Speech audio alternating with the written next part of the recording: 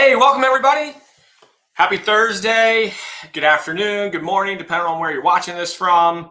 And I want to take time to thank you for taking a short amount of time out of your day and out of your busy schedules to attend what we're calling our Flagstar Flex series. This will be a monthly series, second Thursday of every month at 2 o'clock Eastern, just like right now.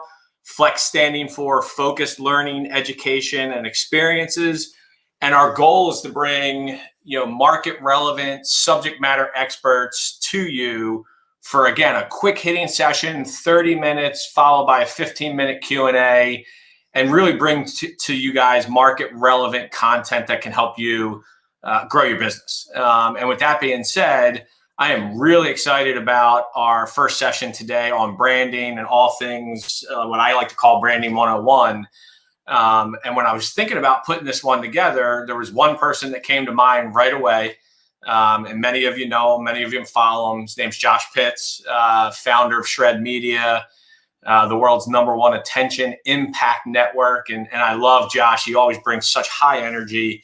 And the one quote that I love from him that he uses a lot is, don't make noise, make an impact, right? And that's what we're trying to do with these series. So I thought Josh was going to be a perfect person to bring on today to kind of talk about all things branding. And look, if you know Josh, he doesn't promote himself in the form of talking about himself too much, but if you haven't followed him, you should. And then secondly, just to give you a little blurb, right? I've known Josh for a while now. I consider him a friend.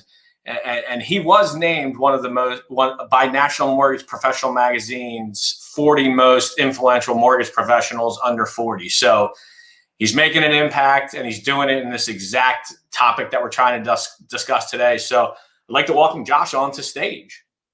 Dude, that was incredible.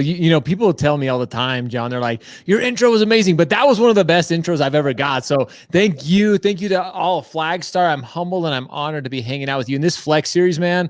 Kudos to you guys for taking time out of your busy days to give this to the originator community. It's just brilliant. So thank you so much for letting me be here today. Yeah, man, I appreciate you carving out the time to share some of your wisdom with everybody. And it won't stop here, right? But this is a good way to get some knowledge out there and share some thoughts with people. Obviously, as you're watching this, Josh and I are going to kind of go over some stuff with you. It's really going to be Josh. But if you have any questions, obviously enter them in there on the site, and they'll come through to me. And when we get to the Q&A session, we'll make sure we'll get to as many of them as possible. So, Josh, I'm just going to ask you right off, right? Just get into this first quick question. I talk to a lot of people, and I think there's a lot of confusion between branding and marketing, right? Mm-hmm. So my question to you, from your perspective, what is a personal brand? What is branding? Ooh, I love this. And this is probably the best place to start, because you have branding and marketing, but I think even before you get there, you have to start with the difference between brand and branding. Because branding, that's what most of us are probably familiar with. It's, it's a name, it's a slogan, it's a logo. So people are like, oh, that's my brand. When in actuality, it's not. Your brand, ultimately, we talk about the mortgage industry being a relationship business, the real estate industry being a relationship business. Your brand ultimately is what people say about you when you're not in the room. That's how you should look at your brand. That's how you should be establishing your brand. And when you start to put out content, as you start to set up campaigns, as you start to really start going down that thought process, keep that in mind. Am I putting out content that ultimately is going to build my brand? That's going to, when I'm done with this transaction, after I've helped somebody achieve the dream of home ownership, or whatever realm that you're in, whatever I've helped them achieve, what are people saying about me after that transaction is completed? So I say that with going back to your question, the difference between branding and marketing, because branding is using all that. Branding is establishing yourself as a known expert as well. You look at Nike, everybody hates, look at Flagstar, not hates at Flagstar, but everybody hates Quicken Loans, but the Rocket Mortgage, you look what they did at the Super Bowl, that logo, that branding that they did is so recognizable. Most of us will never get to that point. I think, John, honestly, we have to accept that. I've talked to some people and even some companies that they're like, well, we want to be as recognizable as Nike. And I'm like, good freaking luck. Good luck with that, right? That's an amazing goal. And, super ambitious, but you're probably never going to achieve it, just because, again, they have teams upon teams upon teams and in place. And I mean, there's so much that goes into that. But let's kind of break this down down for those watching today. That's what we want to do, John, because we want to really create value. That's what this series is all about, is creating value for the originators, for everybody. So when it comes to your brand, when it comes to getting that started, you need to look at, and again, most of us are talking to mortgage professionals here. You need to start looking at, okay, number one, the audience that I'm trying to really connect with is the home buyer, is the person the homeowner. So you need to look at it in that way.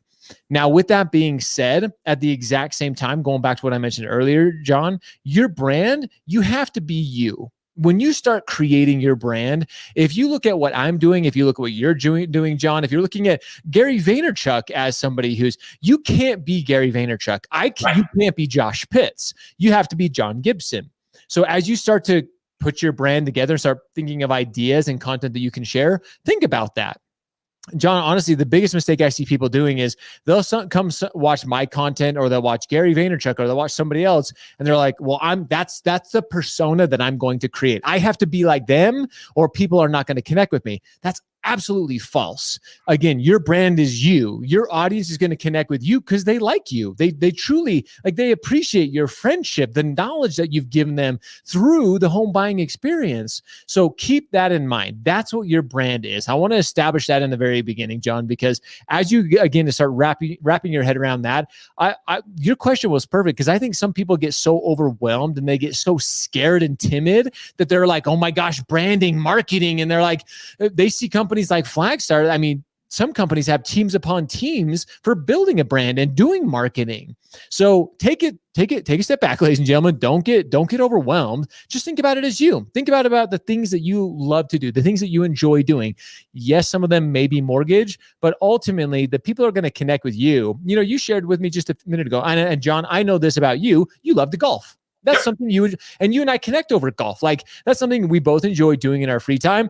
You're way better at golf than I am. But when I see you post a picture, when you're walking the fairways, I'm like, I like John because he likes to golf. It's connecting on those personal levels. And especially as you begin to build your brand, those critical moments of personal connection are everything. Like, literally, I mean that. Well, I think it's funny you mentioned that, Josh, right? And we're going to talk a little bit more about a couple things, right? Because I think you said a couple things there, like people look at it and maybe it's too daunting. It's maybe not in their comfort zone, right? It's out of their wheelhouse, so to speak. And I don't know, you tell me. I think where a lot of people fall down, you started mentioning some things, and while imitation is like the greatest form of flattery, I think where people fail in this is when they try to be something that they're not, right? Mm-hmm. Like they try to imitate somebody, or they try to take somebody's personality and inject it into kind of their message, their brand, when that's just truly not who they are. Thoughts on that? Because I think that's where some people fall down as they start to look at this. 100%. And I've actually had people message me about this exact thing, John, because I actually talk about a lot in my content that I put out. Is the book by Austin Kleon called Steal Like an Artist. Is go and watch somebody and then you can steal their content, not plagiarize, but you can steal it. Because a lot of questions I get asked is like, well, Josh, what type of content should I be putting out? I like to go and watch other people, watch what they're putting out. But then here's the key element of that, John. To your point right now, make it your own.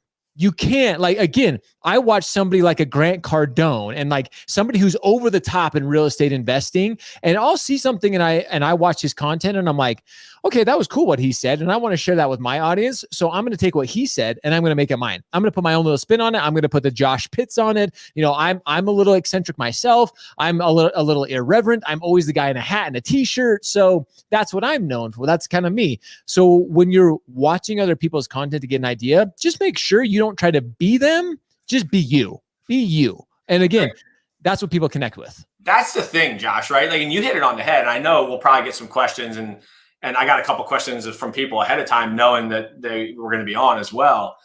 I think what you mentioned there is spot on, right? Like, part of the problem is the concept of what content should I be posting? Where should I find it from? And rather than reinventing the wheel, right, there's a lot of good content being one of them, being posted and put out there every single day in the universe.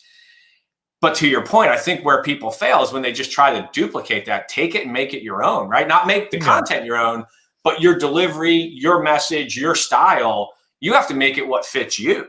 Exactly.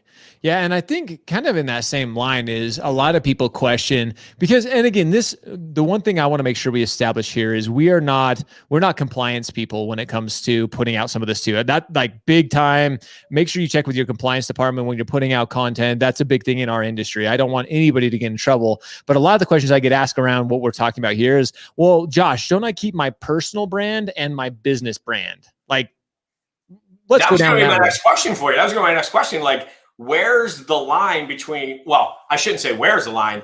Where do you think the line is? Because I think people look at it and think that there's a distinction between the personal and the professional brand. And the ones that I have seen that have been extremely successful, there is no line. That it is combined. That is who they are. Yeah, 100%, John. And I love this. And honestly, if we would have the same conversation 4 years ago, I was very same thing. I was like, business has to stay very separate. But now that social media is evolving and that world, our world is changing, it is one and the same. Like I actually, it's almost cringeworthy to me when I see people coming up with like John Gibson, the mortgage professional loan officer page, like follow that. I'm like, just be you, like, because again, you're not going to try to go out and get ads and promote that one your Facebook page and get new people flocking in. Those days there was a very short-lived time for that. And if you have a coach, and again, I don't mean to bash on anybody within our industry, but if you have somebody telling you need to go create a business page and just to promote to get ads and leads, you're doing social media the wrong way. There was a time for that time is gone. But now what you're talking about, John, business and personal are together now. And again, this goes on a very personal note of what you want to share personally in your life, in your family's life, in that's up to you, but you shouldn't have two separate brands. You can see right now, Josh Shred Pitts, my name, like they're all kind of one in the same now. My personal and my business, I gel them all together. If you follow me on Instagram at Josh Pitts Live, it's my name. People think that you had to have like your company's name and then your name or whatever that is. No, make them one and the same. It's just you, because ultimately, and John, this kind of goes into a point you and I were talking about. As mortgage professionals, as real estate professionals, whatever profession that you're in, no matter what happens to you throughout your career, if you move companies, if you go to Flagstar or wherever you decide to call home in your professional career, people connect with you. They connect with John Gibson. And let's just say the worst were to happen and you change companies. If you tied your brand, you all the way to that one company, then when you move, it's confusing. People are like, well, now that's gone. Like they're moving on. That doesn't exist anymore. So your brand, again, has to be John Gibson. It has to be Josh Pitts. Make that personal and that professional connection the same person. Because ultimately, John, what we keep talking about, keep coming back to, is it's you. It's you that people love to connect with. It's you that they trust. It's you that they have the respect for. So make sure when you start, if you are starting today, which I know some of you have heard this 3 or 4 times now, and like today's the day you're going to commit to it, which I applaud you for. And like you said, John, it is a little bit of a hurdle. Start today, but start with you in mind. Start with like, hey, how do I really start connecting with the people that already know, like, and trust me? It sounds cliche, but it's true. Well, and it's funny. That's kind of a good segue into my next point that I wanted to make sure we talked about, right? So while you look at your brand and separate that from, for instance, the company you work for and the company branding, right? That's different. It's your own personal brand. Marry the personal and professional together. Because to me, that's some of the people that are just tremendous in this industry, and I could spend time talking about them, just do that so well. Like, what they're passionate about, and one of their main passions is what they do for a living. In this case, they're a mortgage professional, insert real estate agent, loan officer, owner of the company, whatever the case may be. There's so many examples that people have taken their personal experience and, to your point, wrap that in with their professional, and that's who they are, right? Yep. And what better way to bond with somebody than knowing them and knowing what their interests are and knowing what their passion is. You can combine that. But now let's go to this, Josh. And this is what you just kind of mentioned a second ago. Yeah. And I agree with you. You and I have talked about this on numerous occasions. My 19-year-old daughter, who's in college now, laughs at me when we're on calls, when she hears me on conference calls, because she'll be like, you said that to them 3 times. And I'm like, well, I said it the first time hoping that anybody would listen. I said it the second time because the people that listened, I might have caught their attention for a second. And if I say it the third time, there's a good chance that they're paying attention that time and now they're listening. So to your point, there are a lot of people watching this that have said, I'm going to set aside time to start branding. And now we've kind of defined a little bit about what that is. But if it were you, Josh Pitts, today, how would you start? Where would you start? What would you do? Oh, I'm so glad. This is where, because this is the most daunting thing. Starting is the hardest thing for everybody. And to your point, we've surveyed our audiences, we've talked to our audiences, and it's usually around the fourth or fifth exposure to this that they finally are like, okay, I'm gonna do it. Like, yeah, I keep hearing it. It's important. I'm gonna finally make that jump. So if you're starting today, number one thing is don't overthink it. Number one thing is you can't, because again, now you've heard it 3, 4, 5 times and you're finally like, okay, I'm going to commit to this. I'm going to do it. So here's where you start. Don't overthink. Just do it. Start today and do a simple post. And I want to real quick touch on this, John, because this is important too. With starting, choose a platform. That's the number one thing. Choose your platform. Are you going to go Facebook? Are you going to go Instagram? Are you going to go LinkedIn, YouTube, TikTok? And now I'm going to say all of these, they're valid. So I literally got this from, I won't say who, because they're a reputable source in our industry, but they sent out an article saying Facebook is dead. You're crazy. You're crazy if you think Facebook is dead. You're absolutely like, you underestimate what Facebook, you underestimate Mark Zuckerberg, which love him or hate him for their data and blah, blah, blah, blah. We're not going to get into that. They are truly a powerful voice. Like their attention, that they continue to trump, like, especially in the demographics that you as mortgage professionals are looking for, from that 24 to now 62, like, that's a huge age. That's a huge demographic that they're catching right now. So now it's not just a younger audience. It's a much older audience as well. The first-time home buyers, the people who actually have money. People are jumping over to TikTok thinking, oh yeah, TikTok's new. The age demographic is so low. And again, I'm not saying that's a bad thing. TikTok's still relevant in its own, but that age demographic is lower. So choose a platform.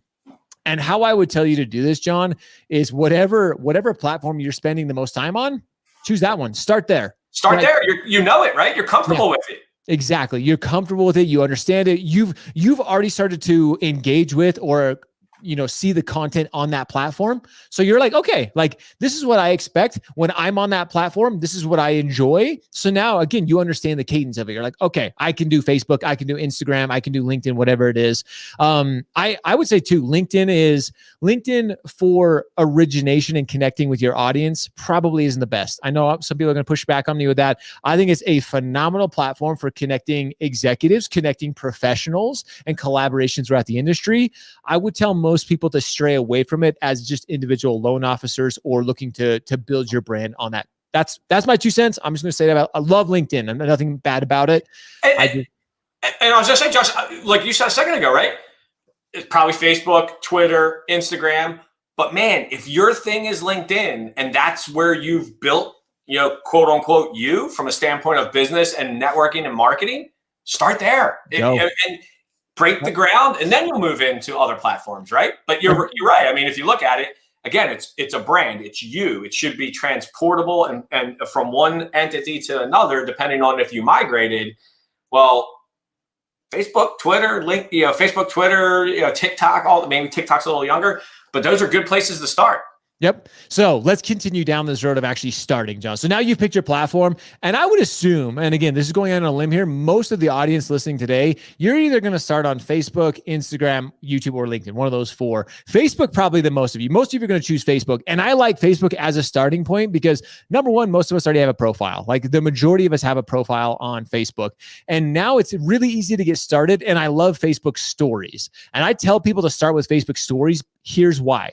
Is because we can take this fun little device, all of us carry in our pocket. I can hold up, do a quick little Facebook story, and I have started. Now I am underway. I have broken that barrier. I have pushed through the uncomfort, and now I have at least started. Facebook stories, Instagram stories, and now LinkedIn has added stories. Like that's just, again, LinkedIn's following suit. They continue to try to be the professional Facebook. So all these platforms, if you think Facebook is dead, you're crazy because everybody keeps duplicating what they're doing. So that's why Facebook is really cool, because now you just started your content. And again, don't overthink it. Just do it. I recommend this. This is by far and away the easiest place to start. If you haven't put out a post for months and months and months, the first place to start go on Facebook, do a Facebook story as you're walking into your office. I'm telling you, like, this is it. Here it is, ladies and gentlemen. Walking into your office, like, oh my gosh, Monday morning, John, looking forward to getting after it this week. And I'm super excited to be sharing this new journey with all of you. If you ever look to buy a home, I'm your new home. I'm, your home loan expert. Boom. That's it. That's quick, very simple. Now you put out content, and now you've actually broken, again, like I said, you've broken that barrier. You've overthought it up to this process. Now you've at least put out a piece of content. The cool thing about Facebook stories too, is if you messed up, if that shit is terrible, it's gone. Like, it's not going to hang around forever. That's why I love stories. Because that's your first start. Like Instagram stories, Facebook stories, LinkedIn is different. LinkedIn stories stay, which I didn't know that. LinkedIn stories actually stick around. So I didn't know that. Yeah, I didn't know that either. We were playing with LinkedIn stories, and they are archived, which is interesting. Wow. So, but anyway, that's a good place to start, because again, you're going to mess up. You're going to make mistakes. I actually did my show this morning was talking about making mistakes. None of us are perfect. We're all human beings. You're going to make mistakes, learn from them, but don't let that hold you back. Some of you, John, are probably thinking right now that what we're talking about is irrelevant, because many of you are thinking like, 2020 was a phenomenal year and I didn't post once on Facebook. Here's the thing. Is 2020 was that, that conundrum of a year, the COVID going on, interest rates were low. Ladies and gentlemen, if you don't start doing what we're talking about today, you will be left in it. I can promise you this. You can go back and watch this a year from now.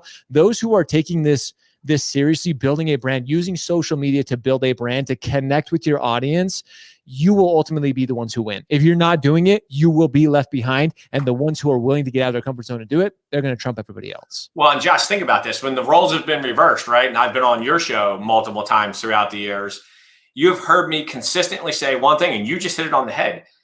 A lot of people, when times are good, and I don't want to say loans are falling off the trees, right? Because it's a bad expression, but when volume's good, and everything's running great, and they got more production than they know what to do with, and then they're fighting all the other issues that come along with that, like capacity with their lenders and things like that. Nobody ever thinks strategically it's ever going to end, right? No. And they may see it and they may read it, but guess what? What's happened over the last couple of years? First quarter, I can insert every first quarter for the last 6-7 years where the talk was, hey, it's going to be a dominant purchase market, refis are going to go away. And guess what happens? Boom, insert whatever event you want to put in the first quarter. And it always keeps us running and gunning for the most part, right? There's been a couple of years where maybe that hasn't happened. But I would tell you right now, to your point, Josh, when you're talking about branding and you're talking about taking that leap and starting, or taking your branding to another level, there is no more important or crucial time to be doing that than right now. Yep. And you might not think you have the time for it. So what do, Josh? You and I have talked about this, right? Block out time. Block yourself out an hour a day. You just said it, right? You just said it. This little thing. I was going to ask you a question, right? So how do you start? Where do you start? Okay. So the good news was pick a platform. Most people are already on Facebook. You got a following. You have a network. Boom. Start there. What do you need, from an equipment standpoint, software standpoint? Look, you got cool stuff, right? You got mics. Yeah. You've helped me. I got a really cool camera now because you kind of got me down there. My daughter's in photography, so I got a little ring light off to the side to help and all that good stuff. But from that standpoint, equipment-wise, where do you start? All right, so let's go. That's, again, number 2 question, equipment-wise. Josh, I see your studio. I've seen your behind the scenes. You've got lighting in the background. You've got a microphone. You've got a soundboard. You've got all that. Again, that's why I think Facebook is so cool and so relevant, is because all you need is this. And especially with microphones and cameras on most iPhones and most Android phones these days are phenomenal. It picks up your voice really, really well. So start with your phone, set it up. I got prepared, but they're out of shot. Hold on. This little thing on Amazon, can you guys all see this? This is a little tripod. Yeah. This is $13 on Amazon. One of the best. And I still use this today. This is the Smart Tree. You can find that on Amazon. I literally think it's $13. But that's one of the first. So Smart Tree for everybody. Smart Tree. Yep, Smart Tree. It's on Amazon. What's cool about that one is it's got that cool base, so it stands up on my desk. I can telescope it, and perfect place to start is just with your iPhone. Don't go out and buy a camera. You don't even need to go buy, Logitech has gone through the roof recently because everybody's buying their cameras. You don't even need it. You just need your iPhone, because it's all recorded right on there, right to the Facebook platform, right to the Instagram or LinkedIn platform. And there you go. You don't need a ton of equipment. Now, if you do want to step it up just a tiny bit, I'll give you one recommendation. This little thing, this is called a Rode microphone. I don't know if you guys can see this. It's called, it's not going to zoom in. This is a little Rode microphone. It's got the USB-C or the little lightning port, plugs right into the bottom of my iPhone. This little microphone, I want to say it's maybe $40, $50. This changed the game when it came to audio. This absolutely, on all my IG, still to this day, with all my high-tech equipment, when I go live on Instagram, that's the thing that I use. I think it's called the Rode, I don't know, a Rode something, Rode mic. Type in Rode microphone for iPhone, and that's the one that comes up.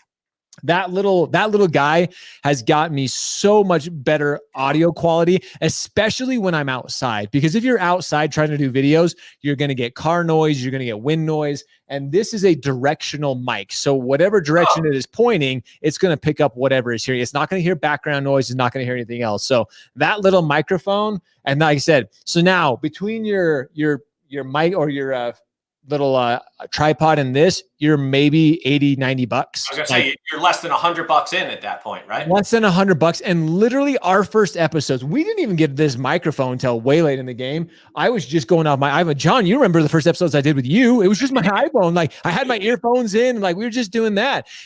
Start there. Use whatever you have now. Maybe you don't have even the $100. Just start with your iPhone or start with your Android. That's literally all you need. The one thing that I would recommend too, though, is find an app. There's tons of apps out there, whether it's Sprout, Buffer, Hootsuite. I'm not going to say, which one you should use, but find one that you can that helps you post. The one thing that, again, the biggest thing that I see hold up people is like, well, Josh, I don't know when to post, how to post. It's a lot of work to post. It's really not. That's why I do so much live video, because I'm live, it's posted, I'm done. Most people know that I don't go back and edit most of our clips. We go back and we have a team now that does micro content. But for all of you just starting, that's it. You're live. No editing. You're done. Well, and it's funny you said that, Josh, because one of the things that I try to tell people when I'm talking to them, like, for instance, totally different from a branding perspective, but people are using things like BombBomb now, right? To get messages out, video content versus just a black and white email. And what I've coached some people on BombBomb is, hey man, do the video and hit send. Don't review it. Don't try to make it perfect. And to your point earlier, I'm using this phone and I love that. I'm going to get that microphone. I'd never even kind of thought about that before, but I'm going to get it. And you're sitting there on your phone and you're taking a video. It's real time. You're a real person. And when there's little flaws and you say something, that's just you, right? That's who you would be in a normal conversation with somebody versus this picture perfect script. Don't script things out. Have an idea of what you want to talk about, but then just be you. Yep. Rode video mic. That my moderator just sent it to me. She's like, it's the Rode video mic. That's it. It's called the Rode video mic. Rode video mic for everybody. There you go. That's it. And like I said, it's on. She just sent me a link on Best Buy right now. It's $60, and it gets you a whole pack of stuff. Like you get the windsock and everything. So there you go. That's, if you're gonna get some equipment, that's where to start. But going back to your point too, John, one thing that, whether you're using BombBomb, I love that you're talking about, just why I love live is you don't have to overthink it. You can't go back and like, oh crap, I said that wrong. Like it just happened. And what's cool about it is it was meant to happen. I tell people, if you said it and you screwed up, people love to see you screw up. People love watching train wrecks more than they like watching the good. So like, it's boring just sitting watching the all power stuff. And the people on the East Coast, this, there's a reason when you're traveling 95 up and down the East Coast, if you get like 5 mile backups, the cars are usually off to the side of the road, but everybody's neck jerking just to kind of see what happened, right? Everybody wants to. So yeah, have fun with it. Now, Josh, again, we're keeping these quick, 30 minutes, 15-minute Q&A, and we can kind of encompass it all in that 45 minutes.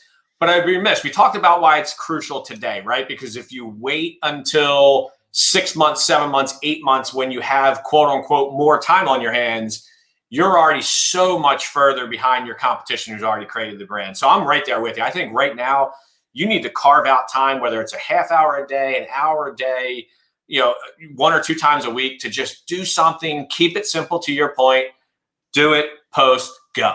Yeah. But let me ask you a question, because I know this is, I can see the questions coming in, but this is kind of part of what we wanted to talk about too.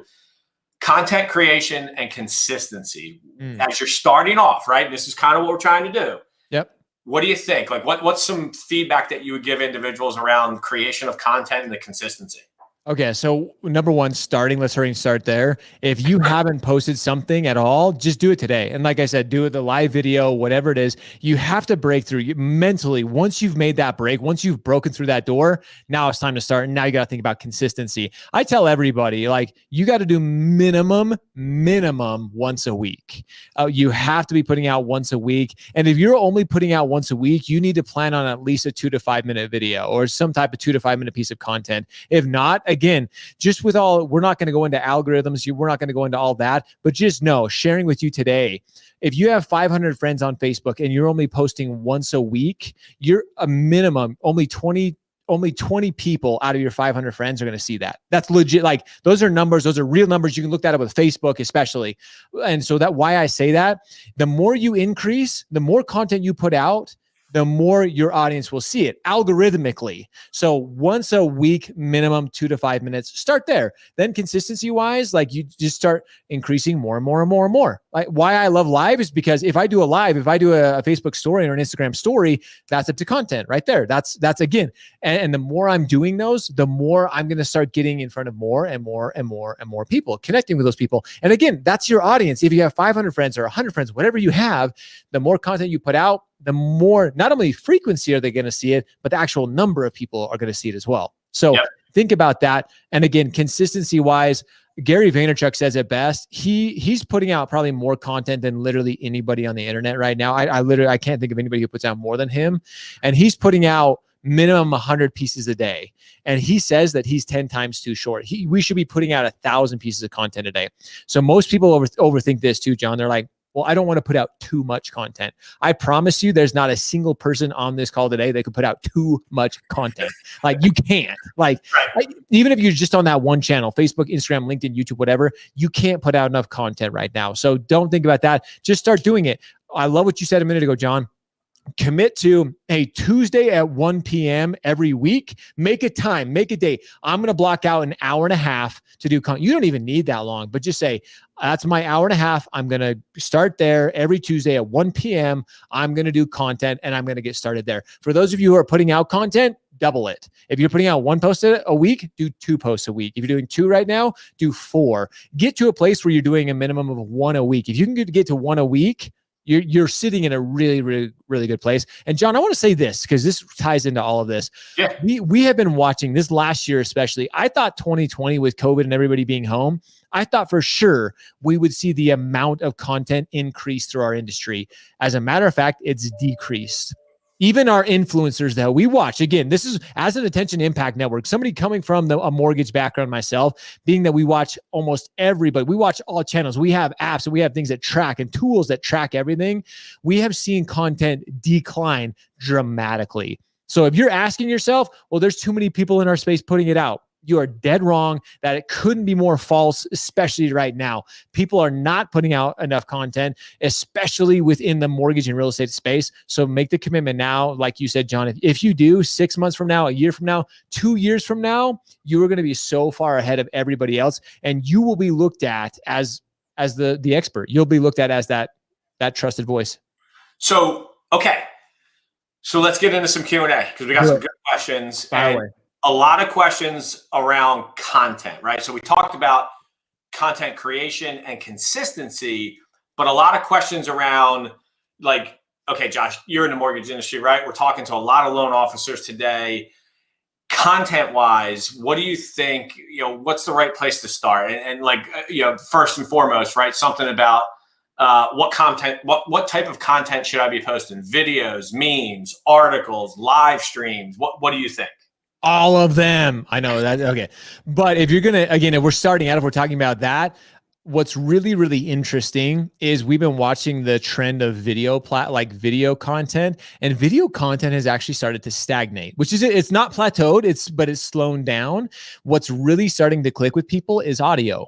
It's being able to listen to people, just because, again, we can do it from anywhere. You can be working right now, especially from a home office. You can turn on Spotify, you can turn on iTunes, you can listen to a podcast in the background. I truly say this, John, every single person on the planet should have a podcast. And I know that's way too many podcasts, but here's the thing is is 99.9% of people are not going to commit to doing a podcast, but we overthink the word podcast too. When we hear podcast, we think of production and like, we got to do this and this and this.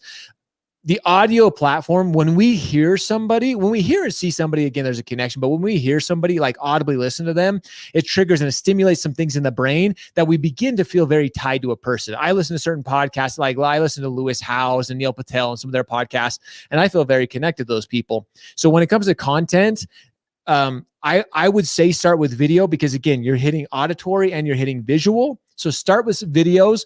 But whoever mentioned memes and GIFs and stuff like that, do the content that you're actually going to do. That's the number one. Like, if you really want to get down to it, and I know it sounds like, well, duh, but again, you're not putting out content anyway. So put out the content that you're actually going to put out. If your company provides you with some sort of content, maybe even start there. And I'm the one to first tell you, like, cookie cutter content is not awesome. That's what I call it. Cookie cutter content is not the best, but hey, at least you're starting to put it out there. At least you start with content. It's content, and you can put your own spin on it as you start to graduate into this, right? And you develop more of a strategy.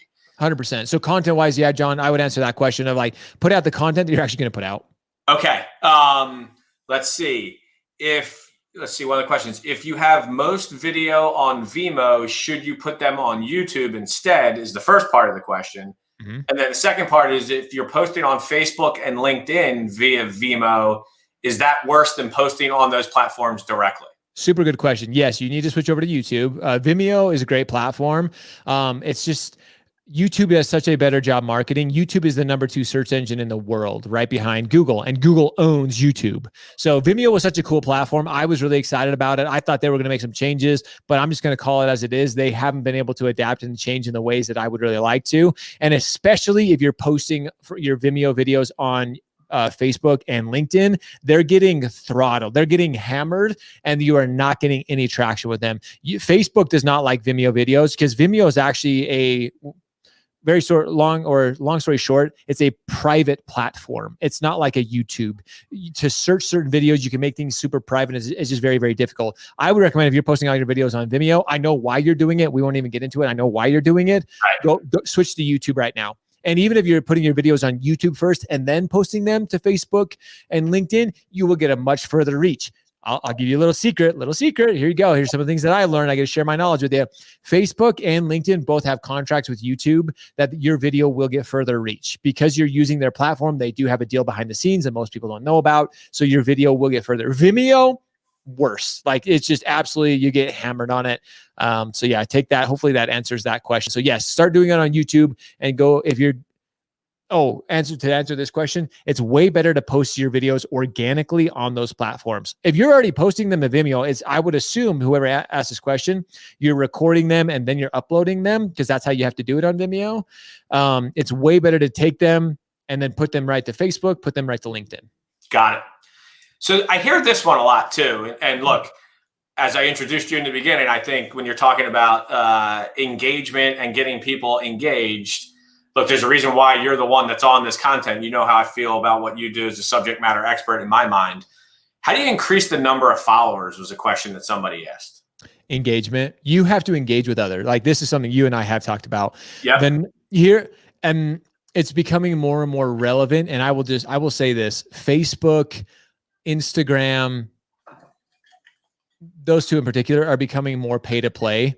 So that's why a lot of people say you have to have a business account to promote yourself. I disagree. And they definitely, if you are a business and I will tell you this, once you've gone down the road and you buy an ad on Facebook, you just changed your entire game, because now Facebook, every account that you have tied to that, even if it's a different account technically, but if Josh Pitts, because I'm tied to Shred Media and I'm tied to my other businesses, if I post an ad on any one of those, Facebook now expects you to pay to play the game. So I would warn everybody that if you're going to, before you start paying and doing that, organic reach is everything. If you want to grow your audience, the best way 100%, John, is go engage with people. Find the 25 people, just start with 25 people, 25 of your current clients, 25 of your real estate agents, 25 professionals you want to connect with, and actually go in and take that time that we allotted. So that 1 p.m. on Tuesday, that's not only content creation, that's like engagement. That's growing your audience. So take 15 minutes of that hour and a half on Tuesday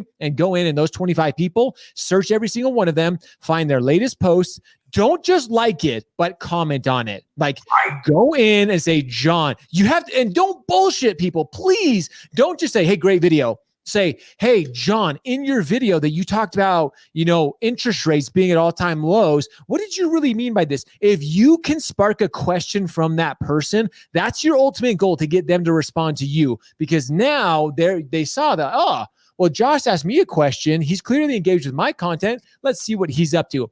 Number one, without doubt, fastest way to grow your audience is right there. And please, for the love, guys, do not buy an audience. You can buy there more and more services are popping up where you can buy an audience. I promise you, it's going to hurt you in the long run. Do not do it. It absolutely is. Number one, it's illegal. If you do it wrong, you will get your account shut down. So I will just say that. Organically, go engage. Like, that's what social media is.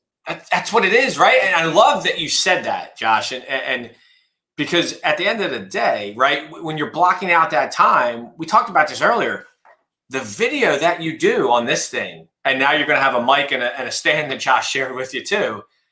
I mean, that might take you all 5 minutes, but you've blocked out an hour or an hour and a half. Okay, now you got to figure, you got to, post it. What do you want to say and all that stuff? Maybe that takes you 30 minutes of the hour or the hour and a half that you blocked aside.